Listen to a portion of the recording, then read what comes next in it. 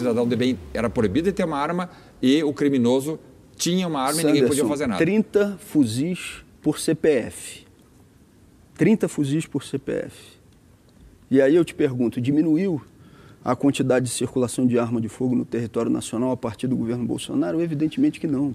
Se ampliou. E digo mais, a operação que teve a maior apreensão de fuzis no Rio de Janeiro e armas ainda em montagem foi uma operação da Polícia Civil do Rio que não deu um tiro, mais especificamente do vizinho de Bolsonaro, do seu condomínio. E aí eu pergunto, a arma utilizada no crime contra Marielle foi uma arma desviada das forças públicas ou não foi? Digo mais, faço uma outra pergunta. Essa relação, colocando o crime organizado como se estivesse longe do Palácio Presidencial, qual era a relação, faço essa pergunta também objetivamente, do presidente Jair Bolsonaro e mais especificamente Flávio Bolsonaro com um dos agentes do chamado escritório do crime no Rio de Janeiro, que foi executado na Bahia, o Adriano da Nóbrega?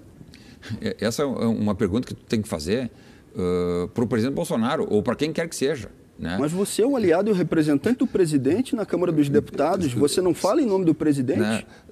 Se for assim, eu vou ter que perguntar para ti, por exemplo, por que tu votou pela absolvição daquela...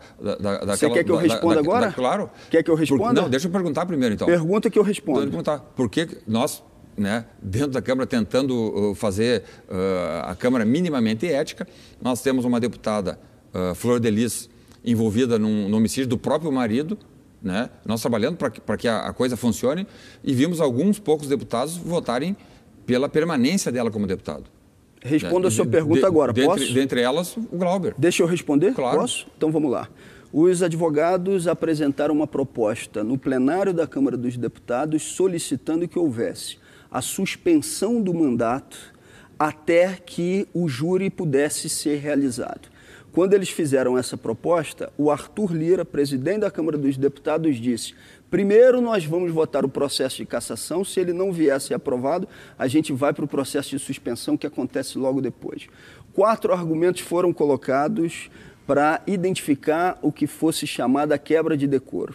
E você que é uma pessoa da Polícia Federal, eu te pergunto, se esses argumentos que estavam lá colocados têm uma relação direta com o processo de quebra de decoro. O primeiro argumento era: só ela tinha dinheiro para comprar a arma. Por quê? Porque os filhos que estão presos na unidade prisional não teriam rendimentos para fazê-lo. Esse é argumento de quebra de decoro.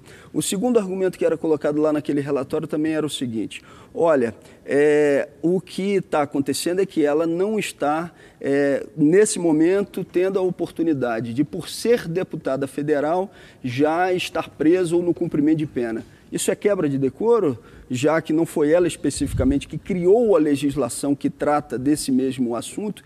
O terceiro eram indícios ou, pelo menos, a demonstração, segundo o relator da matéria, que é inclusive um deputado aqui de São Paulo, de que ela estaria mentindo e fazendo com que o seu filho Lucas, que estava na unidade prisional, ele pudesse assumir a responsabilidade pelo crime no lugar dela. A defesa dizia o seguinte, que olha, o que estava acontecendo é o contrário disso. O que está acontecendo é que a parlamentar, mais especificamente, foi pressionado, seu filho foi pressionado na unidade prisional pelo Ministério Público e pelo delegado de plantão e mudou a sua versão até então.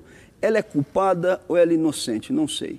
Quem vai determinar? O tribunal do júri. A justiça. O que estava determinado ali naquele momento era: houve quebra de decoro parlamentar a partir dos 4 argumentos que foram elencados no relatório da Comissão de Ética. Esse era o ponto que os parlamentares tinham que chegar à sua conclusão. Eu te pergunto, você leu todo o relatório do Comitê de Ética e você sabe quais foram os 4 argumentos elencados para basear o seu voto? E mais uma coisa, né, Sanderson, para a gente ser bastante objetivo aqui. A Flor de Lis era minha aliada? Não. A Flor de Lis sempre foi aliada do presidente Bolsonaro e do governo de Jair Bolsonaro.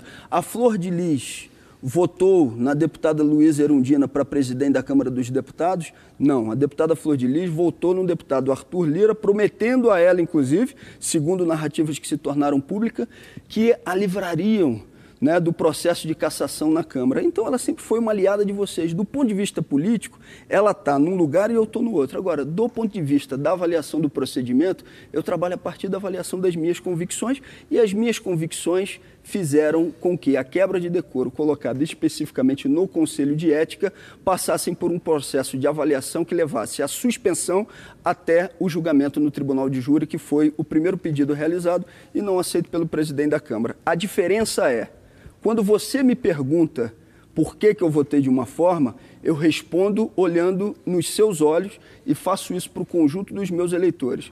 Quando eu te pergunto por que no Brasil tem 116 milhões de pessoas passando fome, você não responde. Quando eu te pergunto se estava no gabinete do Flávio Bolsonaro agentes ligados ao senhor Adriano da Nóbrega do escritório do crime ou à sua família, você não responde e diz que eu tenho que perguntar isso ao presidente Jair Bolsonaro. Essa é a nossa diferença.